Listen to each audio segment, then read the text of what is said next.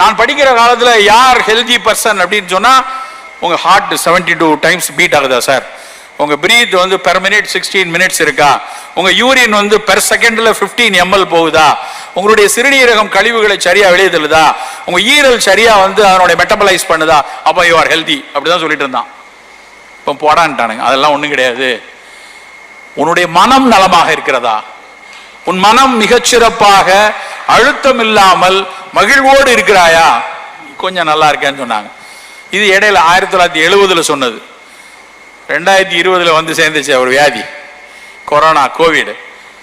மிகச்சிறந்த மனம் படைத்த, காலை மாலை 2 வேளை மூச்சு பயிற்சி செய்த, இல்லை என்றால் 6 பேக் உடம்போடு கட்டுமஸ்தான உடம்பில் இருக்கிற, எந்த விதமான உடல் தொந்தரவும் இல்லாத பல பேரையும் கோவிட் குத்திட்டு போயிடுச்சு.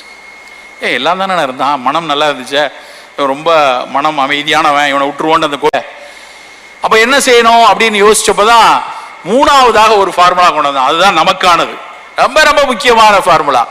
உன்னுடைய உடல் பிசிக்கலா நல்லா இருந்தாலும், உன் உள்ளம் மென்டலி மிக ஹெல்தியா இருந்தாலும், நீங்க நின்று கொண்டிருக்கிறீங்களே, நீங்க உட்கார்ந்துட்டு இருக்கீங்களே, உங்க மண்ணுக்கு அடியில் இருக்கக்கூடிய மண்புழு நலமாக இருக்கிறதா, அந்த மண்ணுக்கு இருக்கக்கூடிய பேரிடப்படாத கோடான கோடி நுண்ணுயிரிகள் நலமாக இருக்கிறதா, இந்த மேல பறந்துகிட்டு இருக்கிற வானத்துல அந்த காக்கா குருவி அவையெல்லாம் நல்லா இருக்கா, இந்த பக்கத்தில் இருக்க வாகை மரமோ வேப்ப மரமோ அந்த பூக்கள் நலமாக இருக்கிறதா, அந்த பூக்களை தேனுறிஞ்சு வரக்கூடிய தும்பியோ தேன் சிட்டோ அவை நலமாக இருக்கிறதா, மேல பரம்பிக்குளம் ஆலியார்ல இருக்க டேம்ல இருக்கக்கூடிய மீன்கள் நலமாக இருக்கிறதா, இவையெல்லாம் நலமாக இருந்தால் மட்டும்தான் நீங்களும் நானும் நலமாக இருக்க முடியும் என்பதுதான் ஒற்றை நலம்.